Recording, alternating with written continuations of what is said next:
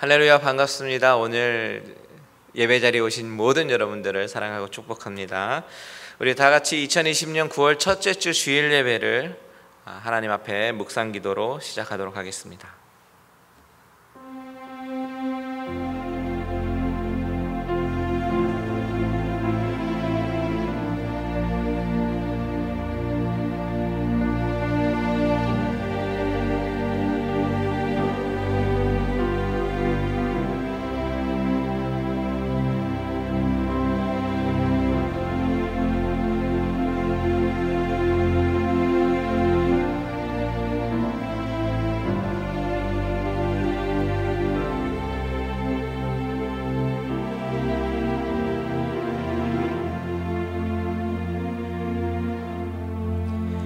주의 인자가 생명보다 나음으로 내 입술이 주를 찬양할 것이라.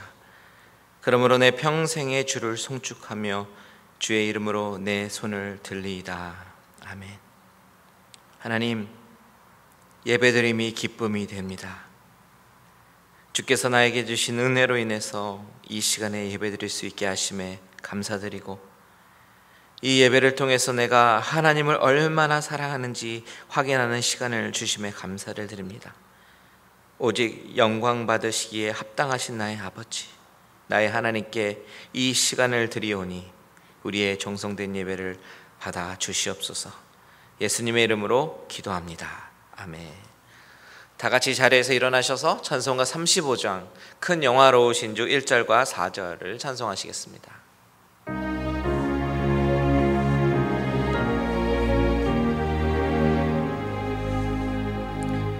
큰 영화로우신 주 이곳에 오셔서 이 모인 자들로 주 백성 삼으사 그 중에 항상 계시고 그 중에 항상 계시고 큰 영광 나타내소서. 주 믿는 만민이 참 진리 지키며 예성도들 같이 주 찬송하다가 저 천국 보좌 앞에서 저 천국 보좌 앞에서 늘 찬송하게 하소서. 아멘.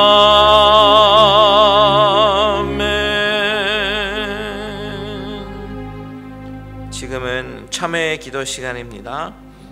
지난 한 주간을 돌아보면서 우리가 죄와 실험하며 살아왔던 모든 것들을 기억하며 입술로 고백하며 회개하는 기도를 다 같이 드리도록 하겠습니다.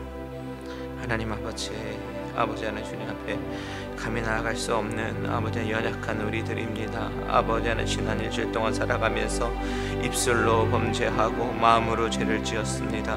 아버지 하나님 미워하는 마음과 또한 아버지 하나님 정말 하나님이 기뻐하시지 않는 그런 마음으로 가득 찬 우리의 아버지의 마음 가운데 아버지는 이 시간에 성령께서 아버지 하나님 불러 태워주시고 다시 한번 정결케 하여 주시고 아버지 하나님 정말 흰 눈보다 더 깨끗한 아버지 하나님 마음으로 정성된 마음으로 하나님 앞에 은혜와 긍휼을 구하며 나가는 우리들의 모습 되게 하여 주시옵소서. 아버지 하나님 한순간이라도 아버지 하나님 주님 앞에 죄를 했다면 죄를 범했다면 하나님 이 시간에 용서하여 주시고 아버지 정말 깨끗한 마음으로 주님 앞에 나가는 귀한 시간 되게 하여 주시옵소서. 다 같이 사도신경으로 신앙 고백하도록 하겠습니다. 전능하사 천지를 만드신 하나님 아버지를 내가 믿사오며 그 외아들 우리 주 예수 그리스도를 믿사오니 이는 성령으로 잉태하사 동정녀 마리아에게 나시고 본디오 빌라도에게 고난을 받으사 십자가에 못 박혀 죽으시고 장사한 지 사흘 만에 죽은 자 가운데서 다시 살아나시며 하늘에 오르사 전능하신 하나님 우편에 앉아 계시다가 저리로서 산자와 죽은 자를 심판하러 오시리라. 성령을 믿사오며 거룩한 공회와 성도가 서로 교통하는 것과 죄를 사하여 주시는 것과 몸이 다시 사는 것과 영원히 사는 것을 믿사옵나이다. 아멘. 다 같이 성시교독 하도록 하겠습니다. 성시교독 오늘은 교독문 34번 시편 81편입니다. 교독문 34번 시편 81편입니다. 교독하겠습니다. 우리의 능력이 되시는 하나님을 향하여 기쁘게 노래하며 야곱의 하나님을 향하여 즐거이 소리칠지어다. 실을 읊으며 소고를 치고 아름다운 수금에 비파를 아우를지어다. 초하루와 보름과 우리의 명절에 나팔을 불지어다. 이는 이스라엘 야곱의 하나님의 규례로다. 하나님이 애굽 땅을 치러 나아가시던 때에 요셉의 족속 중에 이를 증거로 세우셨도다. 거기서 내가 알지 못하던 말씀을 들었나니 이르시되 내가 그의 어깨에서 짐을 벗기고 그의 손에서 광주리를 놓게 하였도다. 내가 고난 중에 부르짖음에 내가 너를 건졌고 우리소리의 은밀한 곳에서 내게 응답하며 무리바 물가에서 너를 시험하였도다. 내 백성이여 들으라. 내가 내게 증언하리라. 이스라엘이여 내게 듣기를 원하노라. 너희 중에 다른 신을 두지 말며 이방 신에게 절하지 말지어다. 나는 너를 애굽 땅에서 인도하여 낸 여호와 내 하나님이니 내 입을 크게 열라. 내가 채우리라 하였으나 내 백성이 내 소리를 듣지 아니하며 이스라엘이 나를 원하지 아니하였도다. 아멘. 다 같이 자리에 앉으셔서 찬송가 314장 내 구주 예수를 더욱 사랑, 다 찬양으로 우리의 마음을 고백합니다.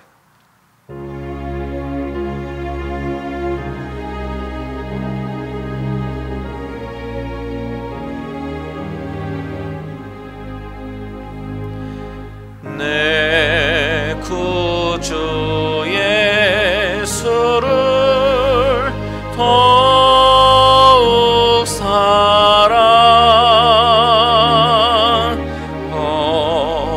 엎드려 비는 말 들으소서.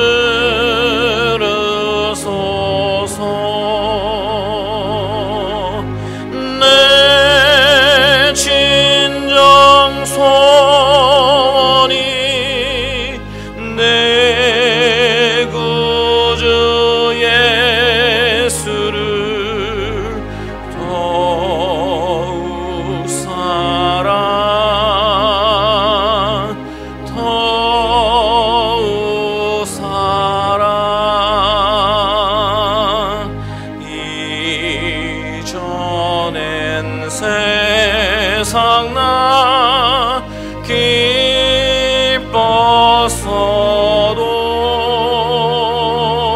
기뻤어도 지금 내 기쁨은 오직 예수. 다만 내비는 말 내 구주 예수를 더욱 사랑, 더욱 사랑. 이 세상 떠날 때 찬양하고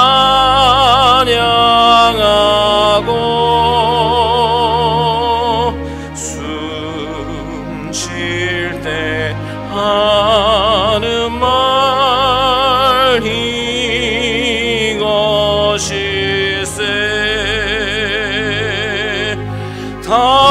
다만 내비는 말 내 구주 예수를 더욱 사랑,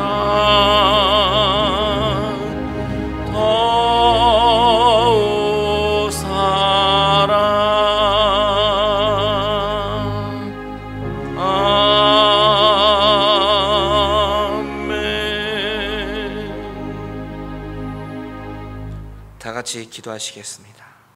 만물을 창조하신 하나님 아버지, 우리를 날마다 새롭게 하심에 감사와 찬양을 드립니다. 밝고 맑은 아름다운 계절인 9월이 시작되었습니다.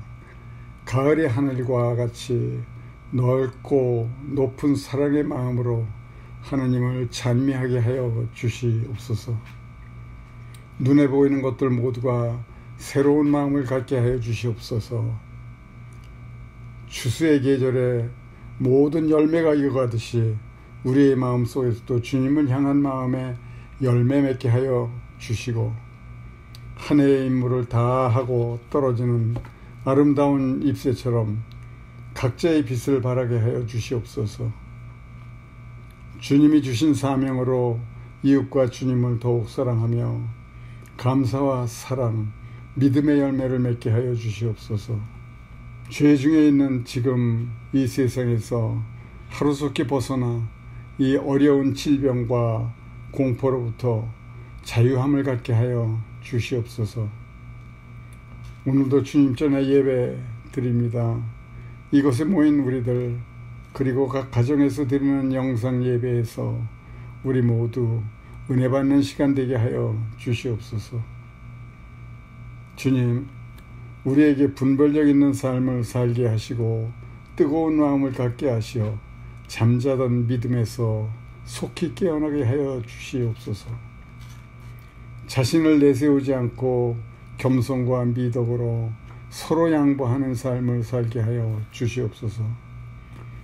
오늘 말씀 전하는 목사님 입술을 주장해 주시고 우리 성도들은 그 말씀 안에서 은혜의 강물에 푹 잠기게 하여 주시옵소서.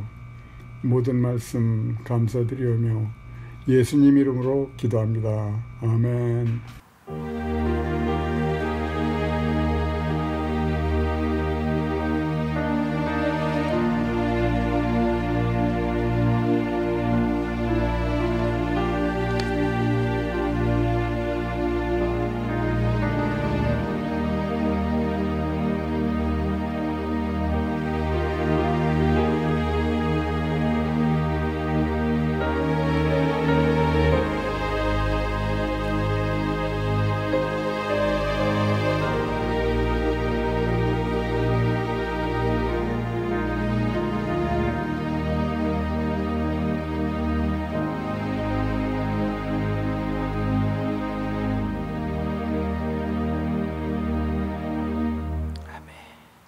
할렐루야, 반갑습니다. 오늘 이렇게 예배 가운데 오신 모든 여러분들을 사랑하고 축복합니다. 옆에 사람 계시면요, 옆에 같이 예배 드리시는 분 계시면요, 우리가 마음을 담아서 같이 인사합시다. 주님의 이름으로 사랑하고 축복합니다. 주님의 이름으로 사랑하고 축복합니다. 네, 진심으로 사랑하고 축복합니다. 감사합니다. 교회 소식 알려드리겠습니다. 지난주부터 저희가 현장 예배를 시작했는데요, 너무나도 은혜로운 시간을 가졌습니다. 여러분 11시 예배 참석하실 수 있는 분들은요, 교회 앞에 잔디밭으로 나오셔서요, 같이 적당한 거리를 두고 마스크를 쓰고 같이 예배를 드리면 너무너무 좋을 것 같습니다. 꼭 기억해 주시고요. 그리고 사정이 여의치 않아서 예배 드리기 어려우신 분들, 현장에서 예배 드리기 어려우신 분들은 마찬가지로 아침 8시와 11시에 온라인으로 방송하니까요, 여러분 예배 놓치지 마시고 예배를 붙잡고 승리하시기를 바랍니다. 마찬가지로 9시 기도회는 계속해서 진행됩니다. 월, 화, 목, 금, 토 매일 9시에 간단한 메시지 5분 메시지 나누고 같이 기도를 하는데요, 이 시간이 얼마나 은혜로운지 몰라요. 여러분 기도에 많이 참석해 주시면 감사하겠습니다. 수요 온라인 예배 매주 수요일 7시 반에 있다는 것도 기억해 주시면 감사하겠습니다. 이것으로써 교회 소식 마치고 다 같이 일어나셔서 하나님 앞에 봉헌 찬송 드리도록 하겠습니다.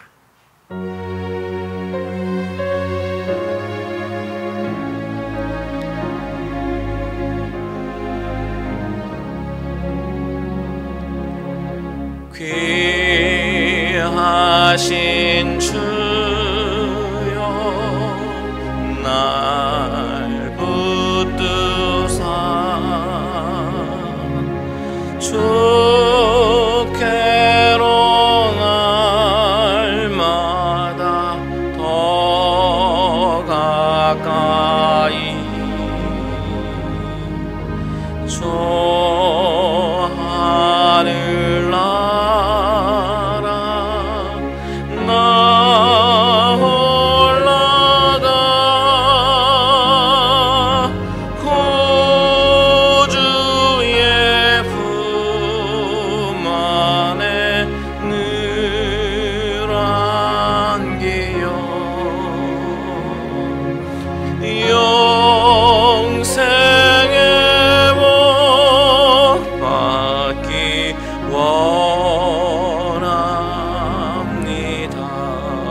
봉헌할 물건 봉헌할 물건 나 없어도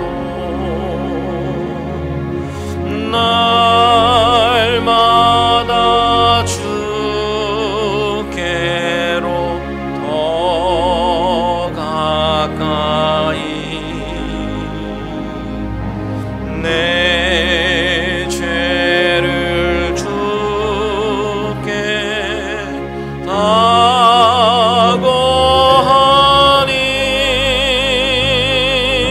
주님의 보혈로 날 씻으사 눈보다 더 희게 하옵소서.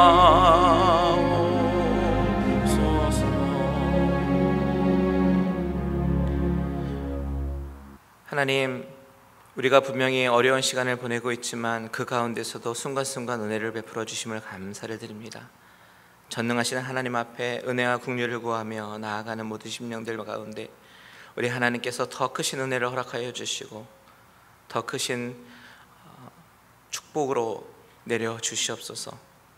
이 시간에 주님 앞에 나아가면서 빈손으로 나아가지 아니하고 물질로 내 마음으로 주님 앞에 드리며 나아가는 모든 성도님들 가운데 우리 하나님께서 그 마음의 중심을 기억하시고 하늘문을 여시고 더욱더 축복하여 주시옵소서.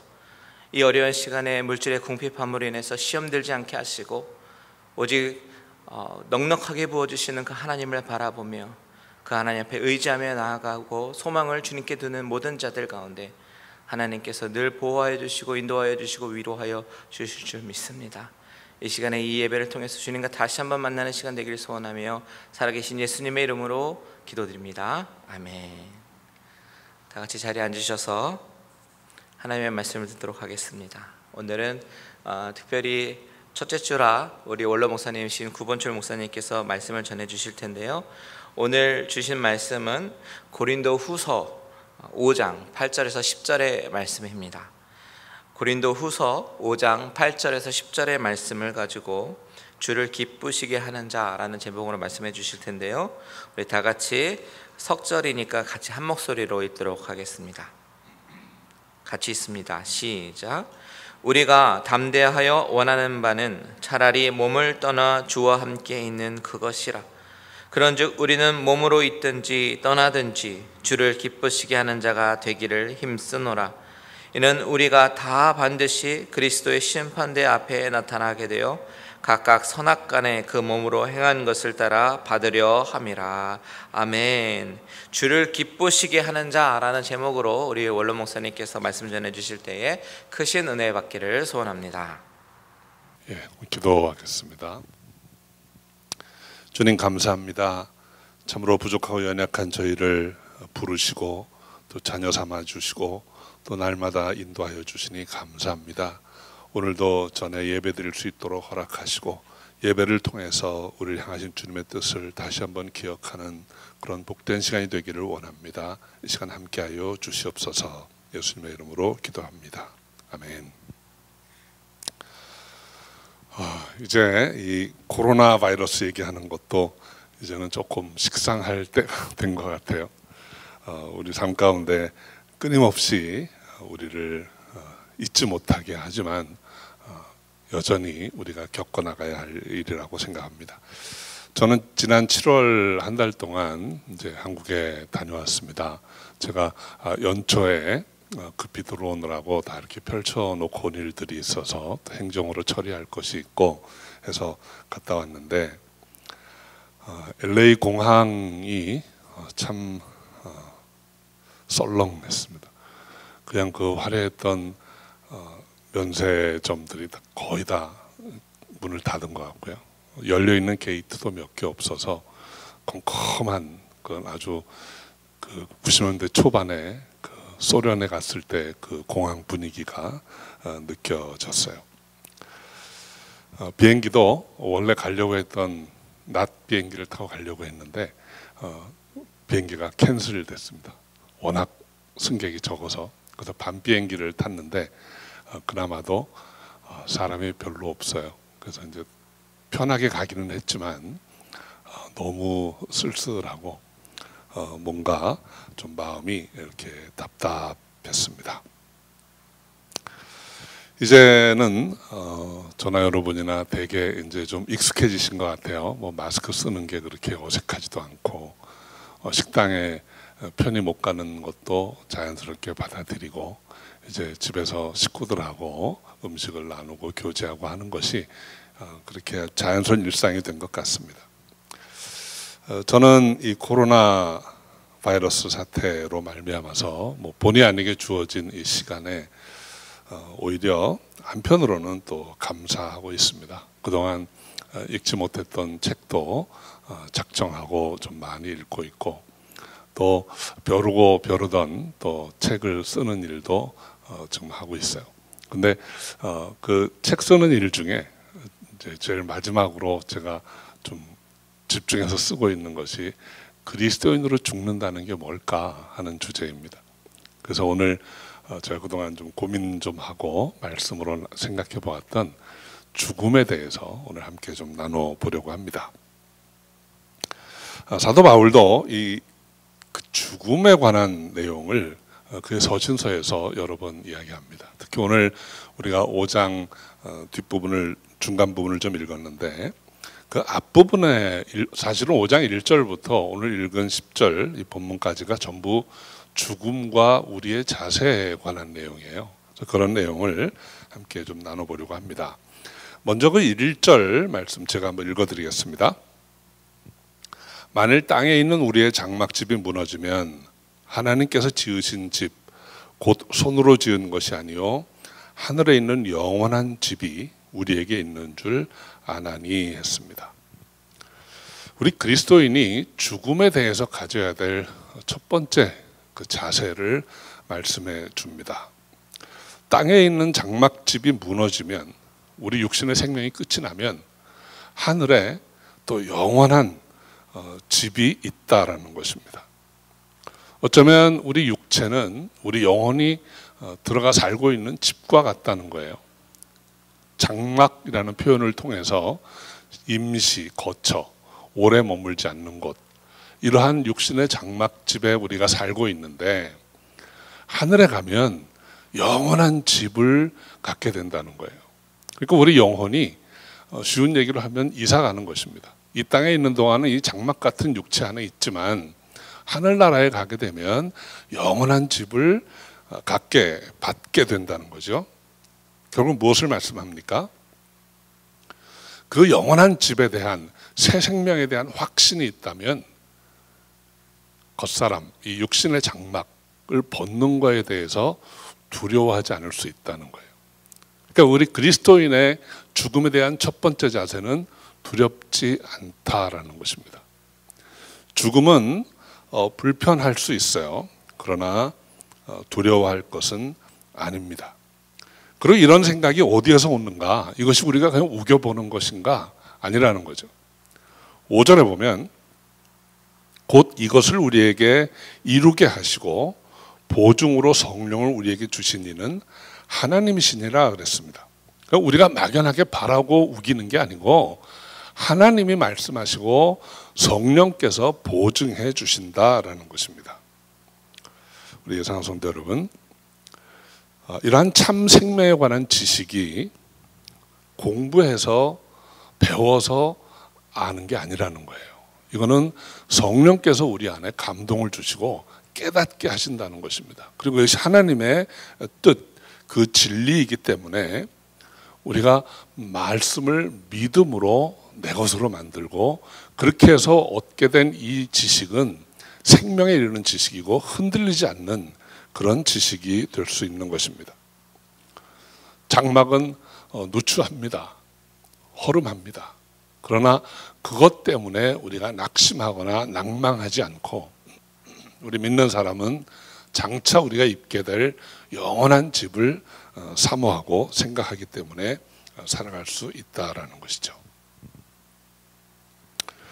여러분, 이 땅에서의 삶과 저곳 그곳에서의 삶을 우리가 굳이 비교해 보자면 그것은 장차 받을 영광은 현재 고난과 비교할 수 없도다라고 말했던 바울의 말씀이 우리에게 얼마나 힘이 되는지 모릅니다.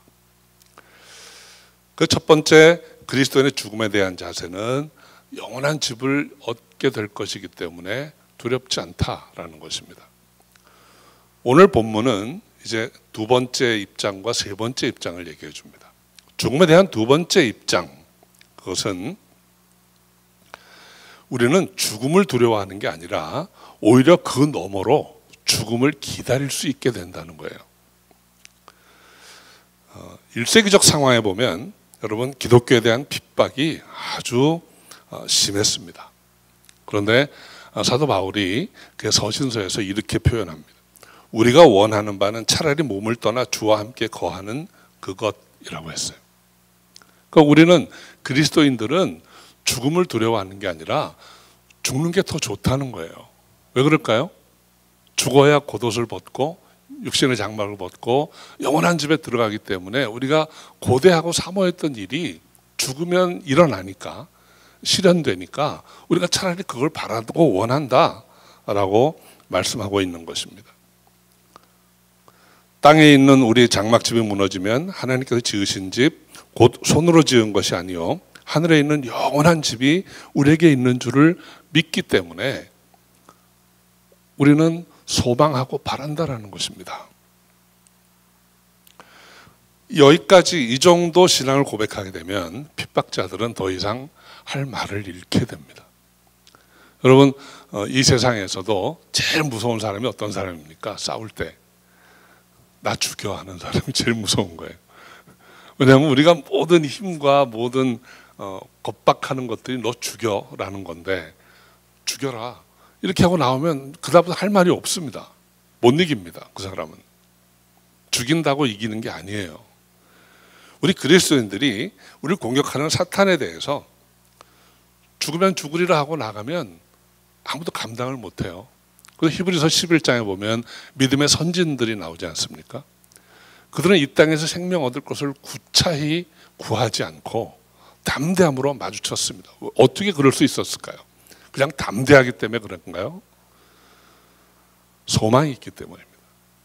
내가 이 고난의 길을 한 발짝만 넘어가면 영원한 기쁨과 영원한 복락이 있는 하나님 나라에 들어갈 수 있기 때문에 두렵지 않다라는 거예요. 그래서 그들은 불에 태워 죽어도, 원형극장에서 야수들에게 찢겨 죽어도 거기에 그대로 우연하게 서서 찬송 부르고 기도하면서 생명을 버릴 수가 있었던 거예요. 죽음을 사모할 수 있습니까? 저는 저 여러분이 이 죽음을 뛰어넘는 그런 성경적인 그런 신앙을 가질 수 있기를 주의 이름으로 축원합니다. 자, 세 번째는 이제 9절 말씀인데 우리 다시 한번 읽어볼까요? 저는 이제 개역 한글이라서 조금 다를지 모르겠어요. 그런즉 우리는 거하든지 떠나든지 주를 기쁘시게 하는 자 되기를 힘쓰노라. 그런즉이라는 말은 앞에 두 가지를 전제로 합니다. 우리는 영원한 집을 약속받았기 때문에 죽음을 두려워하지 않습니다. 두 번째로 우리는 주님과 함께 거하는 그것이 더 좋습니다. 어떤 의미에서는 죽기를 소망합니다. 그렇기 때문에 우리는 여기에 거하든지 떠나든지, 거하든지는 육신으로 살아있는 것이고 떠나든지는 죽은 다음이죠. 떠나든지 주를 기쁘시게 하는 자가 되기를 힘쓰노라 그랬어요. 우리도 그렇게 해야 된다는 거예요. 죽음과 관계에서 이 말씀 다 정리해 보면 우리가 죽을 때 주님을 기쁘시게 하는 자가 되기를 원한다는 것입니다. 여러분, 이 말씀이 우리의 삶의 목표 중에 하나예요. 우리가 죽을 때 주님을 기쁘시게 할 수 있는가, 죽은 다음에 우리가 주님을 기쁘시게 해드릴 수 있는가 하는 거예요. 여러분, 죽은 다음에 주님을 기쁘시게 해드린다는 말이 뭘까요? 여러분, 탕자의 비유 말씀 잘 아시죠? 둘째 아들이 아버지 집을 떠나서 허랑방탕하다가 다 망해서 거지꼴이 돼가지고 돌아왔습니다. 근데 아버지가 돌아온 아들을 어떻게 맞아주시나요? 손에 반지를 껴주고 새신을 신기고 의복을 입히고 잔치를 해줍니다. 아들이 뭘 가져왔길래, 아들이 속에 무슨 엄청난 액수의 수표를 한 장 들고 왔나요? 아니면 아무도 보지 못하는 훈장을 하나 받아가지고 왔을까요? 아니면 저 뒤에 자기가 돌보던 돼지들을 이끌고 왔을까요? 이유는 딱 하나입니다. 아들의 모습은 딱 하나입니다. 뭘까요? 살아서 왔다는 거예요. 아버지는 그 죽은 줄 알았던 아들이 살아온 게 감사한 거예요. 여러분, 여러분 아들이 또는 여러분 딸이 군대에 가서 전쟁터에 나가서 싸웠다고 생각해 보세요. 그 아들이 어느 날 돌아왔습니다. 그 아들이 뭘 가져왔길래 부모가 기뻐할까요? 훈장을 받아와서? 적과 싸워서 많은 노획물을 얻어가지고 와서? 아닙니다. 이유는 딱 하나입니다. 살아와 줘서 고맙다. 여러분, 우리 하나님이 우리 이 땅에 사는 그리스도인들이 언젠가 하나님 나라에 들어갈 때 그 하나님이 무엇 때문에 우리를 기뻐하실까요? 우리가 하나님을 기쁘시게 해드릴 수 있는 게 과연 뭘까요? 우리가 이 땅에서 많은 사역을 해서 귀한 열매를 가져서 그거 가지고 갑니까? 소용 있나요? 내가 이 땅에서 성공적으로 많은 일을 해서 사람들에게 칭찬 듣고 존경받고 많은 명예를 이루어서 그거 가지고 하나님 나라 가면 하나님이 잘했다 기뻐하실까요? 저는 하나님이 우리를 보고 아마도 마음속에 품으신 생각은 살아와서 고맙다. 네가 지금까지 죽지 않고 살아와서 고맙다. 여러분, 이 세상에 그리스도인이 살아간다는 게 얼마나 힘든 일입니까? 제가 작년에 우리 훈련원 11기생들을 졸업시키면서 마지막에 그 15명하고 성찬식을 했어요. 그때 전했던 말씀, 주님께서 감동을 주셨던 거는 너희들 선교지 가서 죽지 마라. 선교지 가서 죽지 말고 끝까지 섬기다가 돌아와라 하는 것이었습니다. 여러분, 하나님이 우리를 기뻐하는 거는 우리가 믿음 지키고 끝까지 살아가는 거예요. 우리가 이 세상을 살아가면서 너무나도 흔히, 너무나도 자주 이렇게 아웃풋, 결과 뭐 이런 것에 많이 마음을 빼앗겨요. 신앙 자체도 그렇습니다. 구원받는 것, 축복받는 것, 이거를 굉장히 중요하게 생각해요. 그런데 그런 것은 좀 심하게 얘기하면 바이 프로덕트의 부산물이에요. 우리의 거듭남이나 우리의 영원한 생명이라는 게 우리가 추구한다고 얻어지는 것입니까? 우리가 회개할 때 정말 이제까지 내가 익숙하게 살아왔던 것, 내가 당연한 것으로 여겼던 거, 내 것이라고 생각했던 거를 내려놓고 주님께 나아갈 때 이젠 내가 돌아서겠습니다. 이제까지 산 것과는 다르게 살겠습니다. 할 때 하나님 우리를 의롭다 여겨주시고 우리에게 구원을 약속해 주신 거예요. 그거를 내가 얻을 수 있는 어떤 거라고 생각을 하니까 자꾸 쓸데없는 이야기들이 나오는 거죠. 꼭 그렇게 해야 구원받아? 이렇게 해도 받아. 그 받는 게 목적이 아닌 거예요. 하나님은 우리의 존재 자체를 원하시는 거예요. 우리가 살아있는 자가 되기를 원하고 산 자로 하나님 나라에 오기를 바라시는 것입니다. 우리가 그 사실을 망각하고 잊어버리는 순간에 우리는 땅의 것을 바라보는, 그냥 이게 내 걸까? 이거 먹을까? 이거 가지고 있으면 좋을까? 거기에 우리의 인생을 허비하고 마는 것입니다. 살든지 죽든지 주를 기쁘시게 하는 자가 되려 함이라. 그 중에 정말 죽어도 죽는 날, 죽은 뒤에 주님을 기쁘시게 하는 자가 되기를 원하노라. 이게 우리의 삶의 방향, 또 죽음에 대한 우리 그리스도인의 자세여야 한다고 생각합니다. 그런데 그 앞에 그러면 살든지 살아있을 때 주님을 기쁘시게 해드릴 수 있는 건 뭘까요? 마지막 절에 보면 10절에 우리가 그리스도의 심판대 앞에 설 때 우리가 주님 뜻대로 행한 것에 의해서 심판을 받는다고 했어요. 그리스도인의 삶이 살아있는 동안에 어떤 모습으로 살았느냐가 그날에 우리가 산자로 주 앞에 서게 되느냐, 말은 살았다고 하나 죽은 자로 올라가게 되느냐, 그 차이입니다. 그러면 이 땅에 사는 동안에 우리가 어떻게 해야 할까요?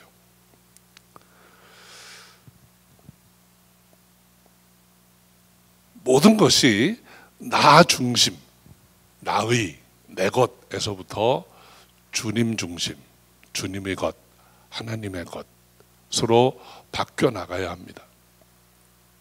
예수님께서 누구든지 아무든지 나를 따라오려거든 자기를 부인하고 그랬습니다. 나보다 나 아닌 하나님, 우리 주님을 의지하고 따르는 그러한 삶이 되어야 한다는 것입니다.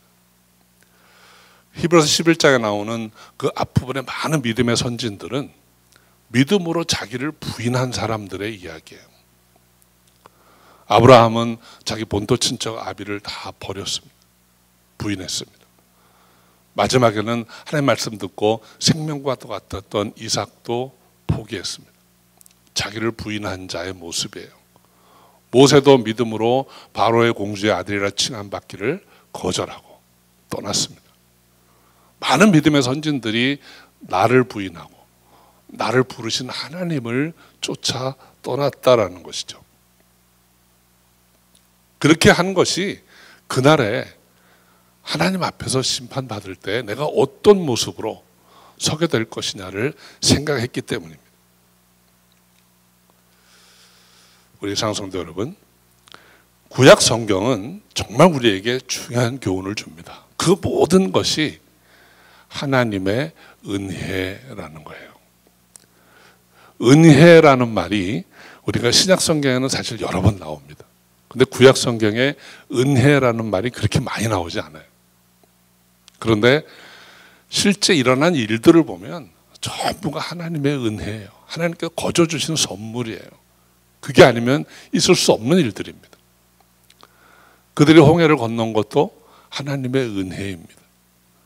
마라의 쓴물에서 단물이 바뀌면서 회복을 경험했던 것도, 그 치유를 경험한 것도 하나님의 은혜예요. 그들이 전장에 나가서 싸워 이기게 된 것도, 여호와 니시라고 고백할 수 있었던 것도 하나님의 은혜예요. 전부 하나님의 은혜예요. 그런데 여러분, 그 은혜의 결국은 유월절 어린 양 예수 그리스도입니다. 예수 그리스도의 은혜로 우리가 죄 없다 여기심을 받고 이제는 정말 죄 없는 자로, 이제까지는 살았다 하나 죽은 자였는데 이제는 죽을 육신을 입고 있지만 산 자가 되어서 이 세상을 살아가고, 그리고 산 자로 하나님 앞에 나아갈 수 있게 된다는 것입니다. 이것이 얼마나 귀하고 아름다운 축복입니까? 오늘 그 행함이라는 말에 대해서 조금 더 생각해 보려고 합니다. 성경은 그리스도인의 삶을 행함이라고 표현합니다. 행함은 그 원어의 의미를 보면 걸어감이에요. 걸어감. 그리스도인으로서 이 세상을 걸어가는 거예요. 살아가는 거예요. 이 걸어간다는 말의 문자적인 의미는 몇 가지 우리에게 중요한 것을 시사합니다. 걸어가려고 하면 방향이 분명해야 돼. 근데 어디를 향해서 걸어가느냐. 두 번째는 똑바로 걷고 있느냐 하는 것입니다. 그리스도인으로서 어떻게 살아야 할까? 우리가 어떤 방향을 보고 좀 걸어가고 있는가? 나는 똑바로 가고 있는가 하는 거예요. 그런데 참으로 감사한 은혜는 누군가와 함께 걸을 수 있다는 거예요. 예수 믿는 순간에 우리는 주와 함께 갑니다. 주와 함께 동행하는 삶을 삽니다. 우리의 행함으로 심판받는다고 하는 것은 결국 그날에 우리가 누구와 함께 걸었느냐예요. 우리가 주와 함께 동행했는가? 이 땅을 사는 동안 내 곁에 주님이 늘 계셨나? 오늘날 주와 동행한다는 말의 의미는 뭘까요? 그 말씀이 육신이 되어 오신 그분이 내가 영원히 너와 함께 하리라. 어떤 모습으로 우리와 함께 하십니까? 성경으로 함께 하십니다. 육신이 되어 오신 그 말씀이 우리 곁에 있습니다. 우리가 그분과 함께 동행합니다. 그래서 말씀의 인도함을 받고 말씀이 지시하는 대로 순종하고 그렇게 살아가는 것, 이것이 주와 함께 걷는 거예요. 이게 주와 동행하는 것입니다. 히브리인들이 광야에 처음 나왔을 때 모세가 히브리인들에게 이렇게 얘기합니다. 너희가 장차 들어가 살게 될 그 가나안 땅은 너희가 살던 애굽 땅과는 다르다. 애굽에서는 너희가 발로 밭에 물대기를 했던 그런 비옥한 땅이었지만 가나안은 그렇지 않다는 거예요. 거기에는 이른 비와 늦은 비가 때를 따라 내리지만 너희가 하나님을 온전히 믿고 따를 때 산과 골짜기가 그 물을 흡수했다가 필요할 때 내어줄 것이다. 그러나 그렇지 않으면, 순종하지 않으면 아무것도 없다는 거예요. 그리고 아주 무시무시한 말씀을 합니다. 그 땅에는 여호와의 눈이 항상 내 위에 있을 것이다. 하나님께서 지켜보신다는 거예요. 그런데 참으로 놀랍고 감사하게도 그 하나님이 이제는 지켜보시는 게 아니라 우리 곁에 오셔서 우리와 함께 그 길을 갈 수 있도록 인도해 주시는 거예요. 주와 함께 행하는 것. 이것이 우리가 살아있는 동안에 주님을 기쁘시게 해드리는 첫 번째 모습입니다. 신약 성경에 또 자주 등장하는 말씀이 또 하나 있어요. 우리의 삶의 모습. 그것은 주 안에 있는 것입니다. 우리가 어디에 거하느냐 하는 게 참 중요한 거예요. 어쩌면 요즘처럼 우리가 예배당에 나가서 예배드리지 못하는 이런 상황에서 우리가 누구와 함께 있느냐는 참 중요합니다. 여러분이 오늘 이 예배를 드리는 순간에도 가정에서 가족들과 함께 예배 드리시는 분들이 계실 거예요. 여러분 누구와 함께 계십니까? 가족과 함께 계십니까? 더 중요한 것은 여러분이 주 안에 있는가예요. 우리가 어디에 사느냐, 내 물리적으로 내가 어느 공간에 있느냐보다 더 중요한 것은 내가 주님과 함께 있는가예요. 그래서 요한복음 4장에 보면 그 사마리아 여인이 예수께 여쭤봅니다. 주여, 우리가 어느 산에서 예배하는 게 맞습니까? 그리심산에서 해야 되나요? 베델에서 해야 되나요? 예루살렘에 가서 해야 되나요? 어디가 맞는 거예요? 혼란스럽습니다. 이렇게 말합니다. 그때 주께서 뭐라고 하십니까? 예배하는 자가 신령과 진정으로 예배할지니 하나님은 그렇게 예배하는 자를 찾으신다 그랬습니다.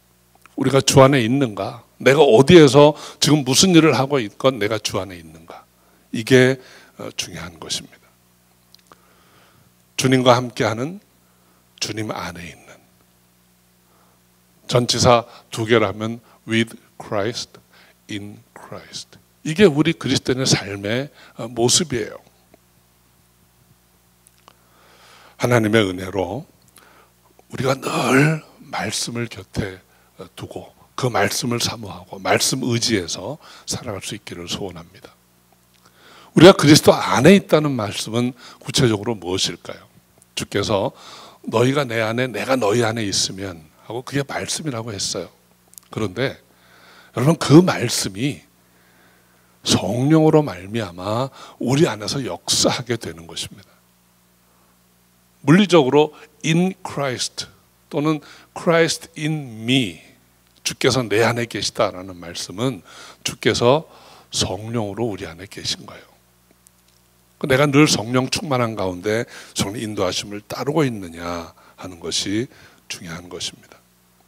우리 사랑성도 여러분, 우리 그리스도인은 죽음에 대한 관점, 그 개념이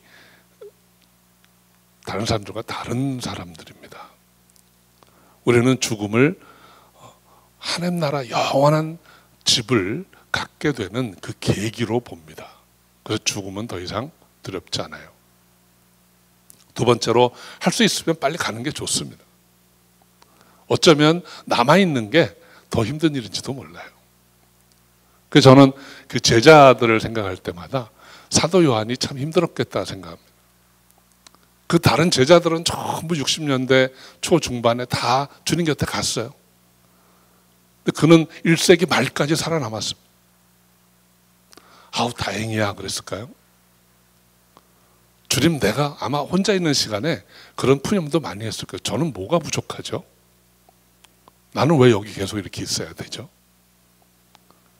그 주님께서 아마도 너가 할 일이 있어서 그래, 그렇게 얘기하셨을 것 같아요. 그리고 그 할 일, 그것은 1세기 말에 기록한 요한복음, 서신, 계시록입니다.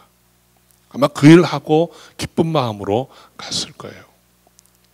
우리는 사도 바울의 고백처럼 내가 가는 게 더 낫지만 이곳에 있는 것은 해야 할 일이 있기 때문이에요.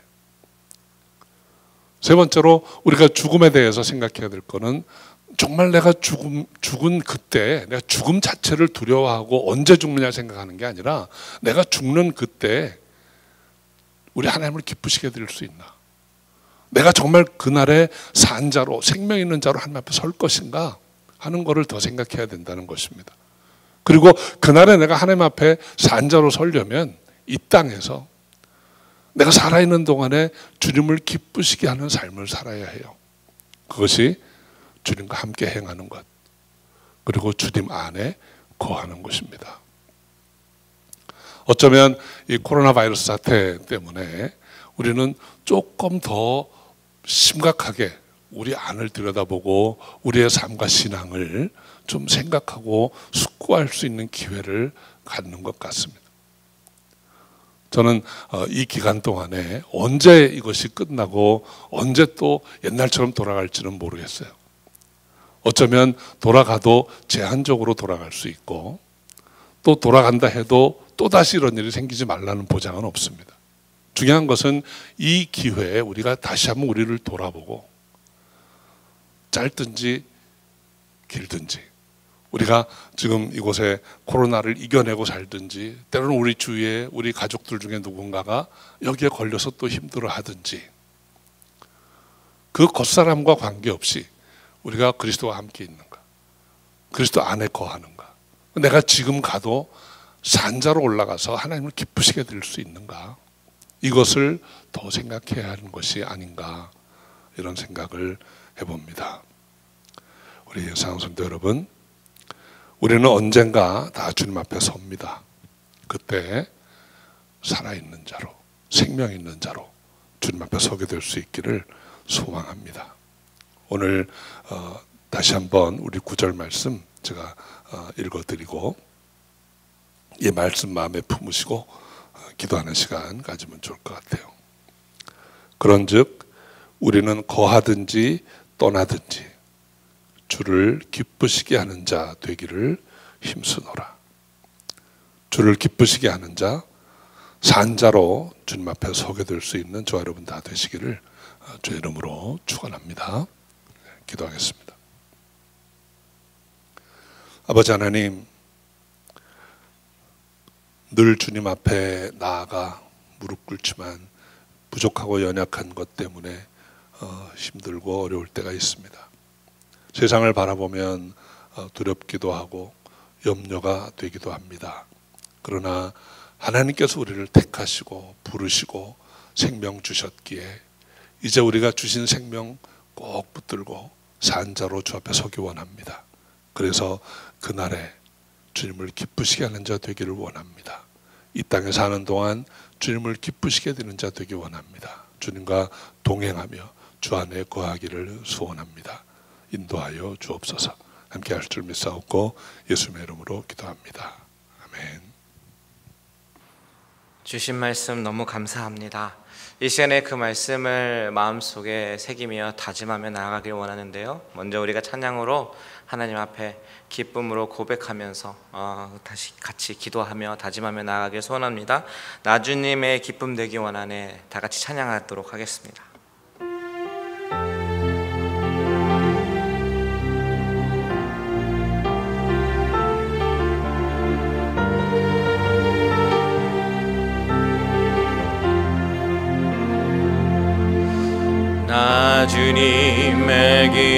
되기 원하네.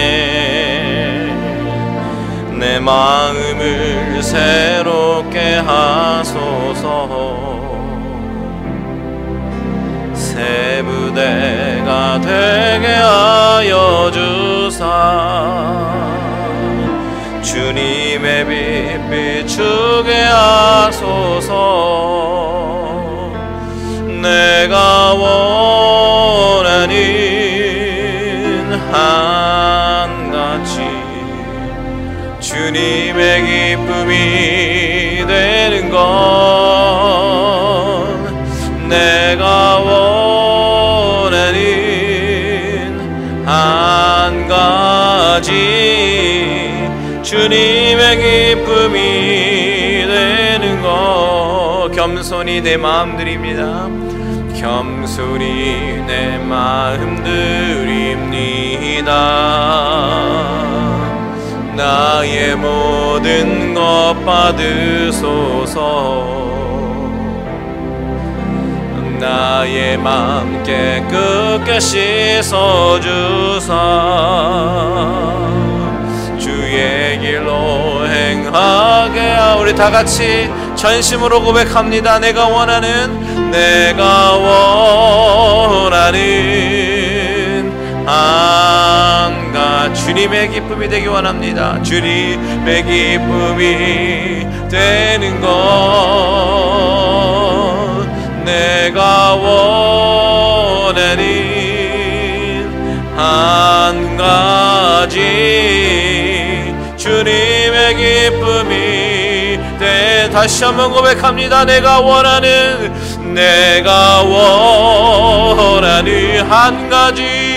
한 가지 주님의 기쁨이 되는 것, 내가 원하는 한 가지 주님의 기쁨이 되는 것. 우리 이 시간에 다같이 기도하며 나가길 소원합니다. 그렇습니다. 우리의 존재로 인해서 기뻐하시는 그 하나님을 바라보면서 하나님, 우리가 살든지 죽든지 그것에 연연하는 것이 아니라 내가 언제 어디서라도 정말 주님의 기쁨이 되며 하나님께 영광 돌리는 그런 자들이 되게 해달라고 다같이 주님의 이름 한번 부르고 기도합니다. 주여!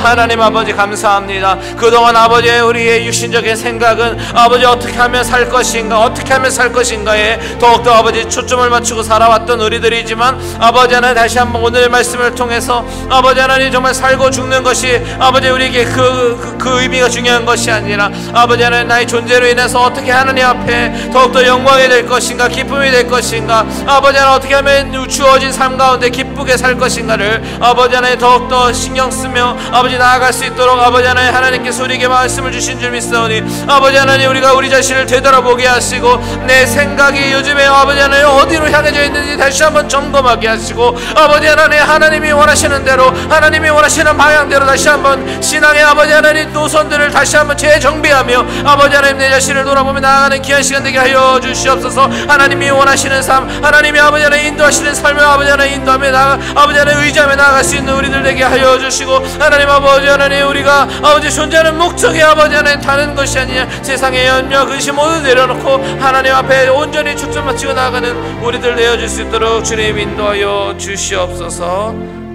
하나님 아버지 감사합니다. 오늘 우리 원로 목사님의 말씀을 통해서 우리에게 하나님의 마음을 알게 하시고 하나님의 음성을 듣게 하시니 참으로 감사드립니다. 그렇습니다. 이 세상이 너무나도 어려운 가운데 흘러서 우리가 당장 어떻게 살까, 죽으면 어떡하나 그런 염려로 살아왔던 우리의 믿음 없음을 고백하며 아버지, 그것보다 더 영원한 하나님의 계획과 하나님이 주시는 기쁨을 바라보고 나의 존재로 인해서 하나님께 기쁨이 되기를 간절히 소원합니다. 우리에게 은혜 주시고 우리의 생각을 바꿔주시고 우리의 관점을 바꿔주셔서 하나님께 더욱더 기쁨이 되기에 힘쓰는 우리들의 모습 되게 하여 주시옵소서. 예수님의 이름으로 기도합니다. 아멘. 지금은 우리 주 예수 그리스도의 은혜와 아버지 하나님의 극진하신 사랑하심과 성령님의 내주 교통 인도하심이 살든지 죽든지 주를 기쁘시게 해드리리라 작정하고 주 안에 함께하기를 원하는 우리 모든 성도님들 개인과 가정과 자녀와 기업 위에 지금부터 영원토록 함께하실지어다. 아멘.